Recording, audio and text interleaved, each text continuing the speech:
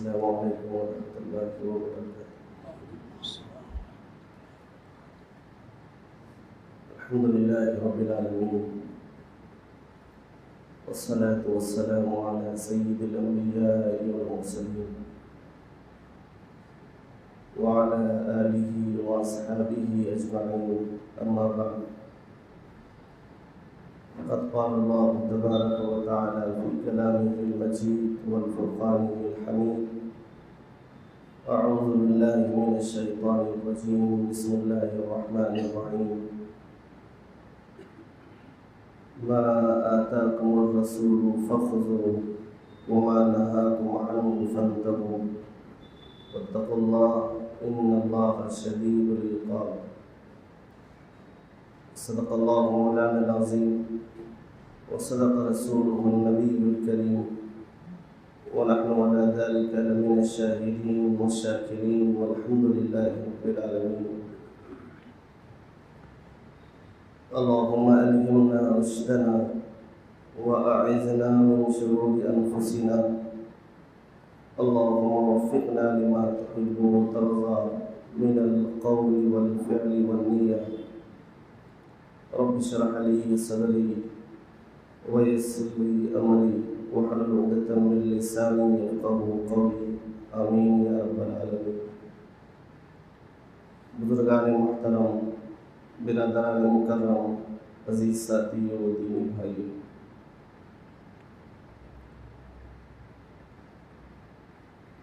پچھلی جمعہ رسول اللہ صلی اللہ علیہ وسلم کے گھریلو معاملات اور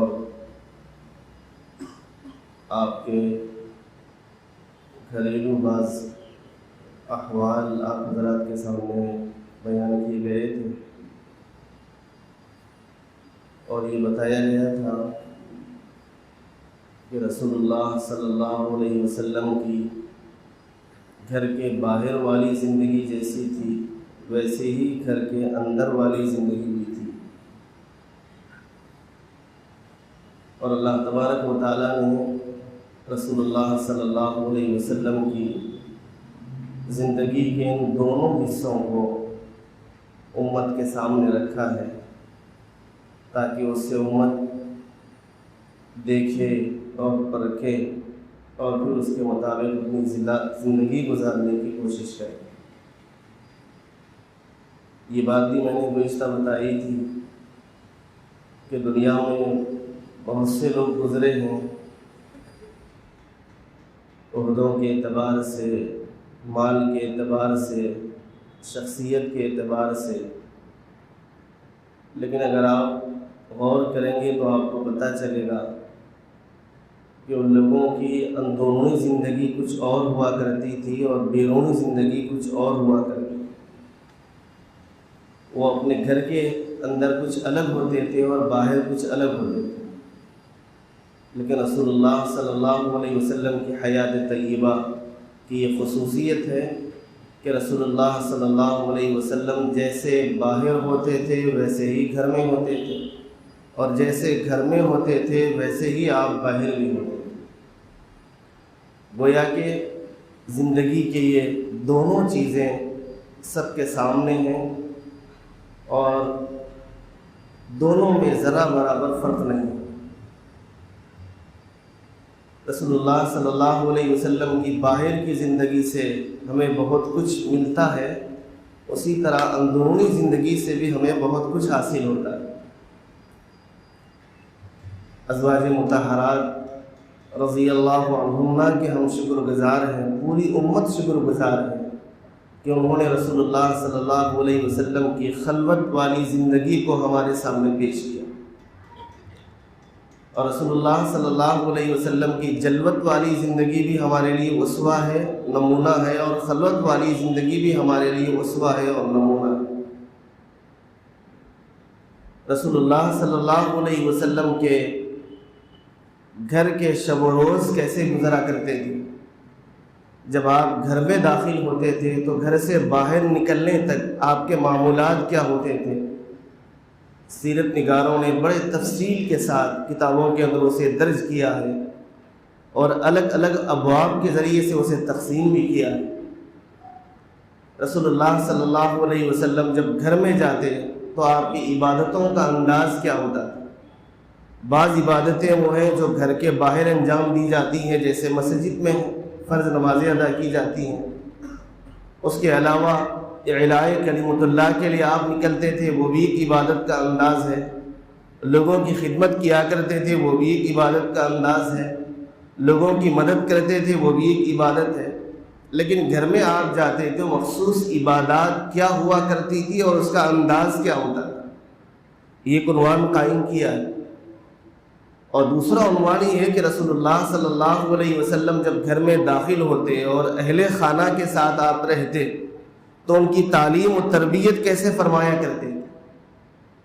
عموماً یہ دیکھنے میں آتا ہے کہ لوگ باہر والوں کی تعلیم و تربیت کی فکر تو بڑے زور و شور سے کرتے ہیں، لیکن گھر والوں کی تربیت اور ان کی تعلیم سے اکثر بے خبر ہو جایا کرتے ہیں۔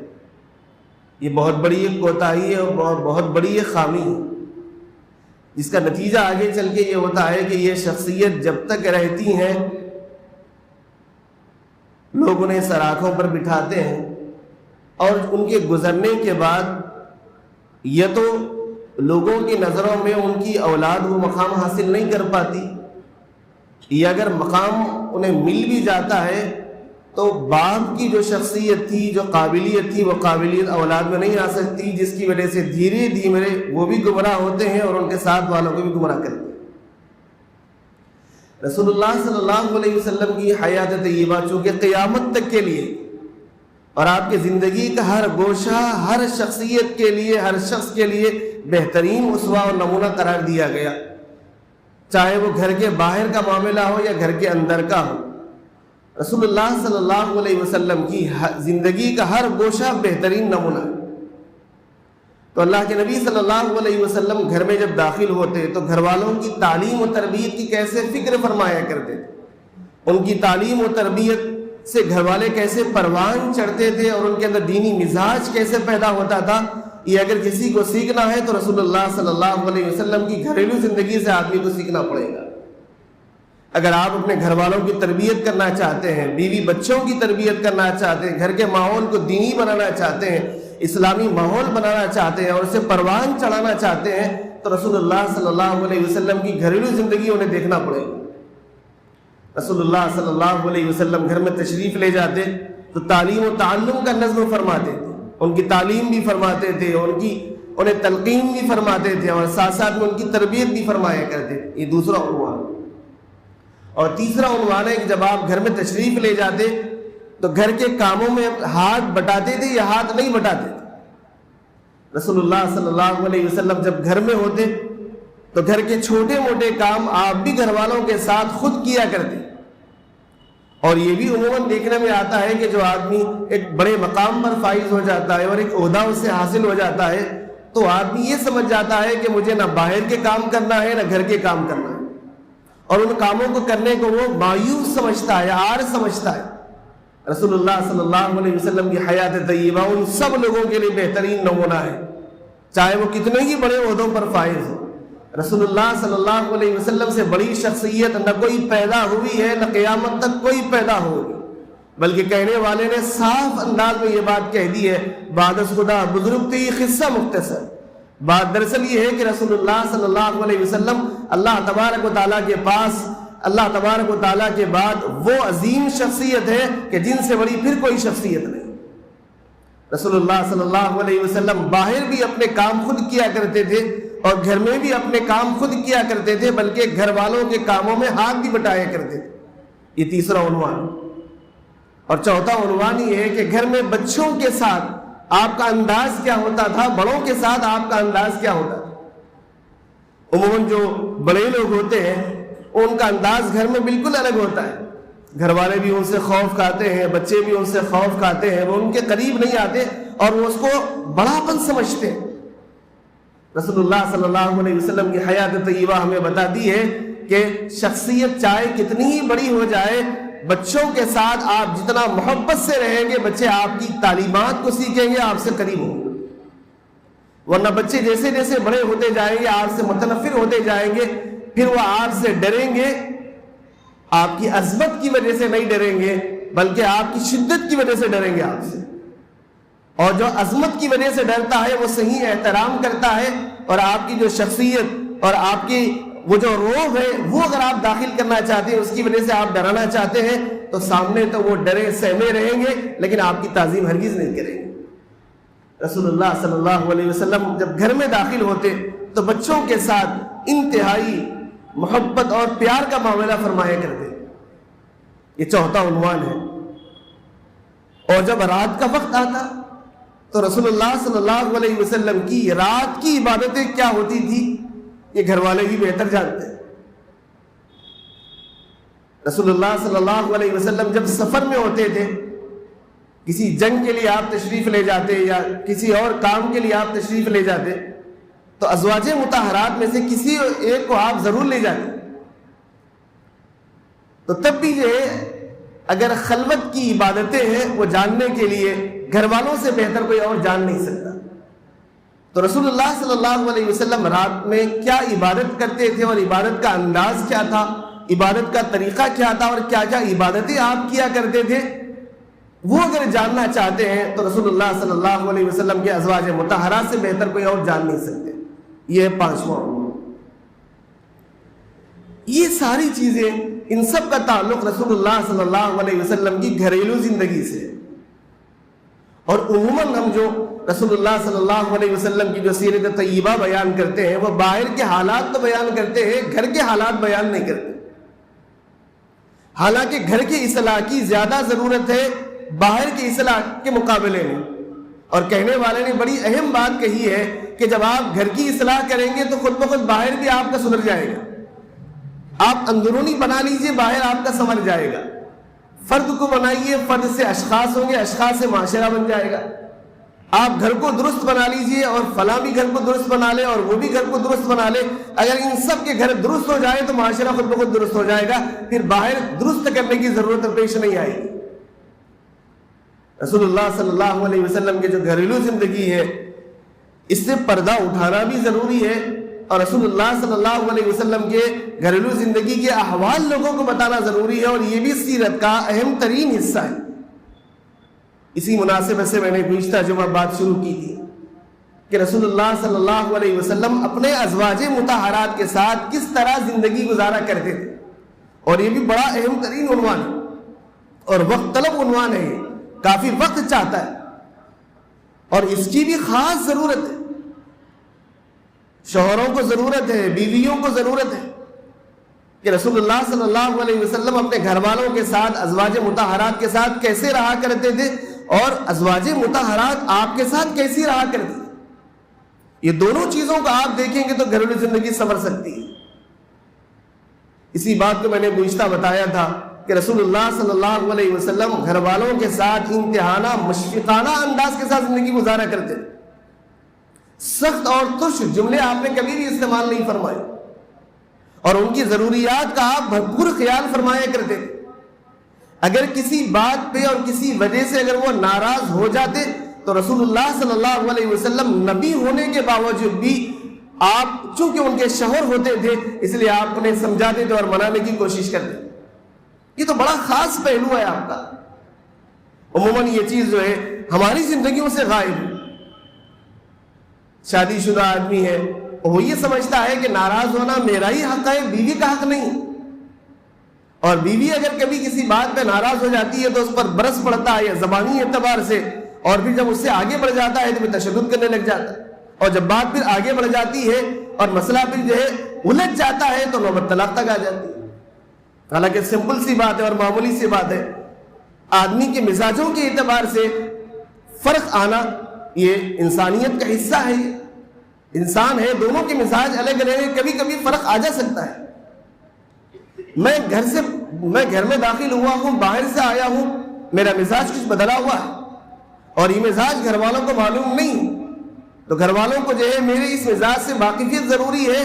اور گھر کے کام کاج میں منہمک ہونے کی وجہ سے انہیں جیسے آرام ملنا چاہیے تھا ویسے آرام نہیں ملا. میں باہر سے آیا, ان کے حالات سے میں واقف نہیں ہوں. اس وجہ سے کبھی کبھی دونوں میں نا اتفاقی ہو جاتی ہے. جب آدمی ایک دوسرے کے ان غلطیوں کو اور ان دوسرے کے جذبات کو سمجھتا ہے اور غلطیوں پر پردہ ڈالتا ہے تو زندگی میں کبھی بھی اختلاف رونما نہیں ہوگا. اور اگر کبھی ہو جائے, انسانی تقاضا ہے, تو آدمی بڑے خوبصورت انداز میں اسے جو ہے سلجھانے کی کوشش بھی کرتا ہے.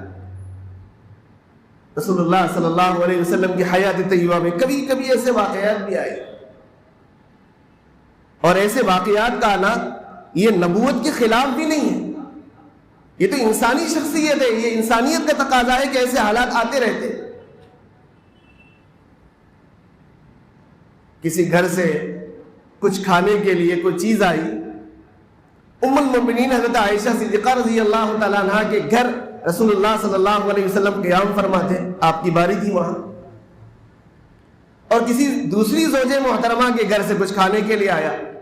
ام المؤمنین حضرت عائشہ صدیقہ رضی اللہ تعالیٰ عنہ نے جب اسے دیکھا تو اپنے ہاتھ میں لیا اس ٹفن کو, اس پیالے کو, اس برتن کو, اور دل میں خیال پیدا ہوا کہ رسول اللہ صلی اللہ علیہ وسلم آج میرے گھر قیام فرما ہے, میرا جی چاہتا ہے کہ مکمل میں آپ کی خدمت کروں, اس خدمت کے اندر کوئی اور شریک نہ ہو جائے. یہ جذبات تھے. وہ جذبات جب ان کے دل میں آئے, انہوں نے وہ پیالے کو اور ٹفن کو اٹھایا, نیچے پھینک دیا. وہ پیالہ بھی ٹوٹ گیا اور اندر جو کچھ سامان تھا کھانے کا وہ بھی بکھر گیا. رسول اللہ صلی اللہ علیہ وسلم نے کچھ جواب میں نہیں فرمایا, انتہائی تحمل کا مظاہرہ فرمایا. غور کیجیے گا, آپ نے ان کے جذبات کا لحاظ فرمایا.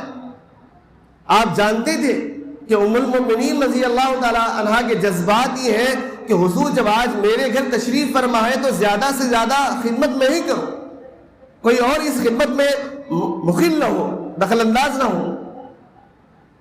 جب پیالہ ٹوٹ گیا, رسول اللہ صلی اللہ علیہ وسلم نے ان کی طرف دیکھا اور فرمایا کہ عائشہ, انہوں نے تو بھیجا تھا ہمارے پاس کھانے کے لیے اور آپ نے پیالے کو پٹک دیا اور وہ ٹوٹ گیا. اس کے بدلے میں تمہاری ذمہ داری ہے کہ تمہارے پاس جو پیالہ ہے وہ پیالہ ان کے گھر لوٹائے,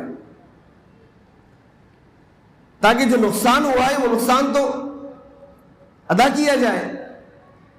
ام المؤمنین رضی اللہ تعالیٰ عنہ کے بات سمجھ میں آ گئی کہ واقعتاً انہوں نے تو بھیجا تھا حضور کی خدمت کے لیے, لیکن میرے جذبات یہ تھے اور جذبات میں آ کر میں نے یہ اقدام کر لیا ہے. انہوں نے اپنے پاس سے پیالہ نکالا اور پھر وہ زوجہ محترمہ کے گھر پہنچا دیا. یہ ہے صبر و تحمل, اور یہ جو ہے جذبات کا لحاظ اور اس لحاظ سے تربیت کرنا ضروری ہے. ایسے معاملات پیش آئے. رسول اللہ صلی اللہ علیہ وسلم بارہا اپنی پہلی زوجہ محترمہ حضرت خدیجہ الکبریٰ رضی اللہ تعالیٰ عنہ کا ذکر فرمایا کرتے. اور ظاہر بات ہے کہ جب بار بار کبھی کسی کا ذکر آتا ہے تو آدمی کے دل میں خیال آتا ہے کیا وہ اچھے تھے یا میں اچھی ہوں. اور یہی دل میں خیال آیا حضرت عائشہ صدیقہ رضی اللہ تعالیٰ عنہ کے. انہوں نے پوچھا یا رسول اللہ, وہ تو بوڑھی خاتون تھی, دنیا سے چلی گئی, انتقال ہو گیا, آپ بار بار انہی کا ذکر فرماتے ہیں, کیا ہم لوگ بہتر نہیں ہیں؟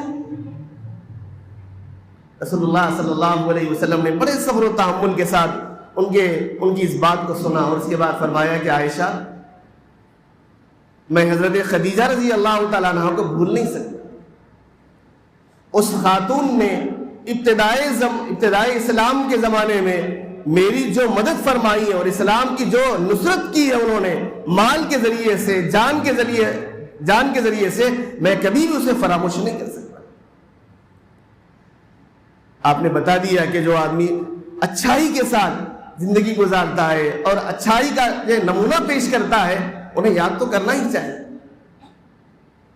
ایسے اور دیگر واقعات ہیں جو رسول اللہ صلی اللہ علیہ وسلم نے انتہائی صبر و تحمل کے ساتھ اسے سنا بھی ہے اور پھر ان کی اصلاح بھی فرمائی اور زندگی بھی گزاری.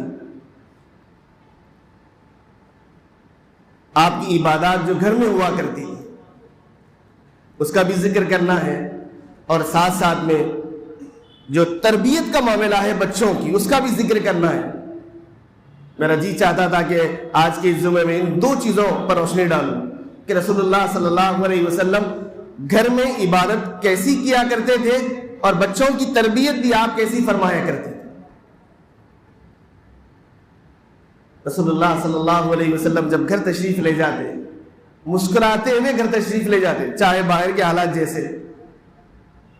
یہ آپ کا اسوہ ہے, خاص اسوہ ہے کہ باہر کی جو زندگی ہے, باہر کے جو حالات آپ پر گزرے ہیں, ان حالات کا اثر لے کر گھر میں نہیں جانا چاہیے, ورنہ گھر کے حالات بگڑ جاتے. رسول اللہ صلی اللہ علیہ وسلم کی حیات طیبہ کا یہ خاص ایک گوشہ ہے, اسے ذہن میں بٹھا لیجئے گا. باہر کے جو حالات ہیں کبھی بھی اپنے اوپر اسے اثر انداز ہونے مت دیجیے. اگر وہ ہو گئے ہیں تو گھر میں اسے لے کر مت جائیں, ورنہ گھر کے حالات بگڑ جائیں گے. آپ صلی اللہ علیہ وسلم گھر میں تشریف لے جاتے, انتہائی خوشی کے ساتھ گھر میں تشریف لے جاتے.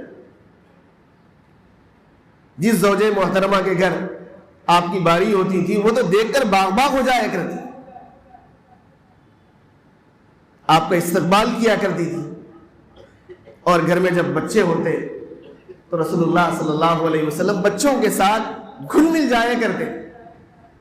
بچے آ گئے ہیں اور آپ کو دیکھ کر آج دوڑے ہوئے آئے, آپ کے نواسے تھے. اور پھر بعض وہ بچے ہیں جیسے ام سلمہ رضی اللہ تعالیٰ عنہ, یہ رسول اللہ صلی اللہ علیہ وسلم کی زوجہ محترمہ ہے. یہ پہلے ان کا نکاح کسی اور سے ہوا تھا, ان سے اولاد ہوئی تھی. ان بچوں کی بھی آپ نے پرورش فرمائی, ان سے نکاح کرنے کے بعد ان بچوں کی بھی آپ نے تربیت فرمائی, ان بچوں کو بھی آپ قریب فرماتے تھے اور بچوں کے ساتھ کھیلتے, ان سے پیار و محبت کیا کرتے تھے. ایک صحابی نے یہ منظر کو دیکھا اور رسول اللہ صلی اللہ علیہ وسلم سے فرمایا, اے اللہ کے نبی صلی اللہ علیہ وسلم, آپ بھی بچوں کے ساتھ اتنا گھل مل جایا کرتے ہیں. ایک نواسا آپ کے پیٹھ پہ ہے اور ایک نواسا آپ کا ہاتھ پکڑا ہوا ہے اور ایک نواسا آپ سے پیار کر رہا ہے, یہ آپ کا انداز ہے. اور انہوں نے فخریہ انداز میں اس انداز میں انہوں نے کہا کہ میں تو گھر میں جب جاتا ہوں تو مجھے دیکھ کر گھر والے بھی ڈر جاتے ہیں اور بچے بھی دور چلے جاتے ہیں, اور آپ کا یہ انداز. رسول اللہ صلی اللہ علیہ وسلم نے جواب میں ارشاد فرمایا, اللہ تبارک و تعالیٰ نے تمہارے دل میں اگر محبت نہیں ڈالی ہے تو میں کیا کر سکتا ہوں. بچوں سے پیار کرنا, بچوں سے محبت کرنا, یہ اللہ تبارک و تعالیٰ نے جس کے دل میں محبت ڈالی ہے وہی محبت کر سکتا ہے. اور جیسے بڑوں سے محبت کرنا ہے اور بڑوں سے جو ہے خندہ پیشانی سے ملاقات کرنا ہے, اسی طرح بچوں کے ساتھ بھی پیار کرنا ہے اور انہیں پیار سے اخلاق بھی سکھانا ہے. حضرت ابن عباس رضی اللہ عنہما فرماتے ہیں کہ ایک دن میں حضور صلی اللہ علیہ وسلم کے گھر قیام ہوں, اور وہ جس زوجہ محترمہ کے گھر آپ صلی اللہ علیہ وسلم تشریف فرماتے وہ حضرت میمونہ رضی اللہ تعالیٰ عنہ تھے, اور وہ میرے خالہ ہوا کرتی. تو میں اپنے خالہ کے گھر قیام کیا ہوا تھا اور رسول اللہ صلی اللہ علیہ وسلم کی باری بھی وہیں.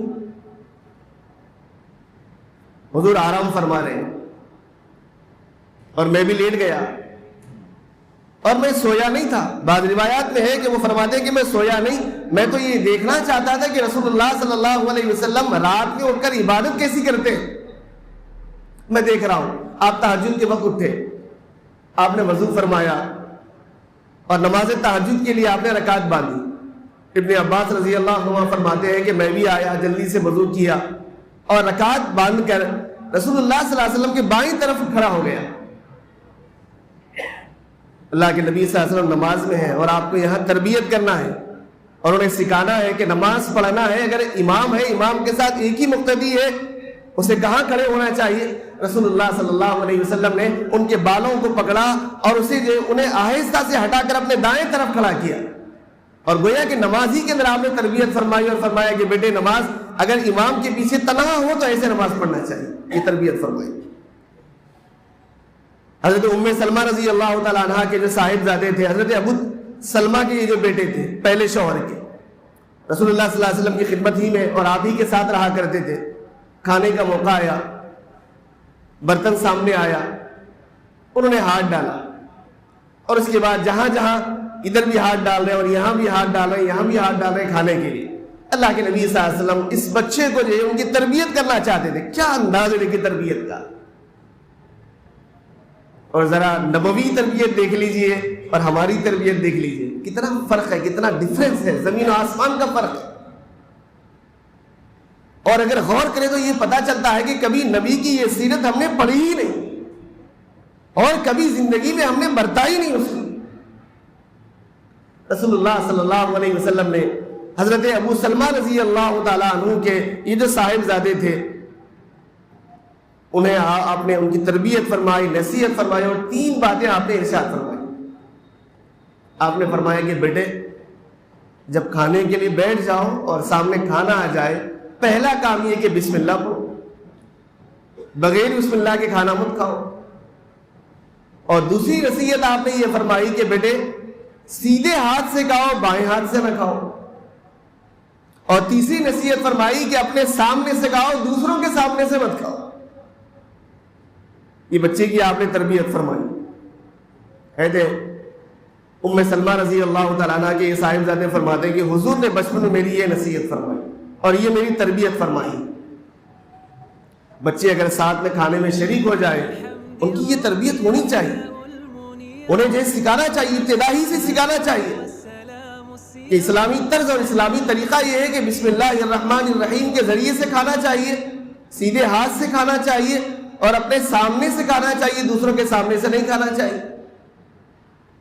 بعض فقہاء کرام نے فرمایا ہے کہ اگر مختلف اقسام کے اگر کھانے سامنے رکھے ہوئے ہیں تو پھر جو آپ کو دل چاہے وہاں سے لینے میں کوئی مذائقہ نہیں ہے۔ اگر ایک ہی قسم کا کھانا ہے تو پھر اپنے سامنے سے کھانا چاہیے۔ مختلف اقسام کے اگر کھانے رکھے ہوئے ہیں، جو آپ کا جی چاہ رہا ہے وہ آپ اٹھا سکتے ہیں، اس سے جو منع نہیں۔ میں نے پیوستہ جمعے میں غالباً یہ بات بتائی تھی کہ بچوں کی تربیت ہم شروع سے جب نہیں کرتے ہیں اور بعد میں ہم تربیت کرنا چاہتے ہیں اور جب وہ تربیت کو قبول نہیں کرتے ہیں، پھر اس وقت ہمیں غصہ آتا ہے، اور پھر جب ہم اپنے آپ کو بھی کوستے ہیں اور پھر بچوں کے اوپر لعنت ملامت کرتے ہیں۔ اس لیے بچوں کی تربیت کا نبوی طریقہ یہ ہے کہ بچپن ہی سے، ابتدائی سے جب انہیں شعور نہ آئے تبھی سے انہیں آہستہ آہستہ بتانا چاہیے، ان کی تربیت کرنی چاہیے۔ یہ ہے رسول اللہ صلی اللہ علیہ وسلم کے جو گھریلو احوال ہیں بچوں کی تربیت کے سلسلے میں۔ اب رات کی عبادتیں آپ کی کیا ہوتی تھی، اس کا انداز کیا ہوتا تھا، کب پڑھتے تھے، اور رکعتیں اگر پڑھتے تھے تو کیسے پڑھتے تھے، انشاءاللہ زندگی اگر باقی رہی تو آئندہ جمعہ وہ سلسلہ پھر جاری رہے گا۔ دعا فرمائیے کہ اللہ تبارک و تعالی ہم سب کو رسول اللہ صلی اللہ علیہ وسلم کی سیرت طیبہ پڑھنے اور اس کے مطابق عملی اپنی زندگی گزارنے کی توفیق عطا فرمائے، آمین یا رب العالمین۔ وآخر دعوانا ان الحمد للہ رب العالمین۔ صفا و درست کرتے ہوئے سنت اللہ۔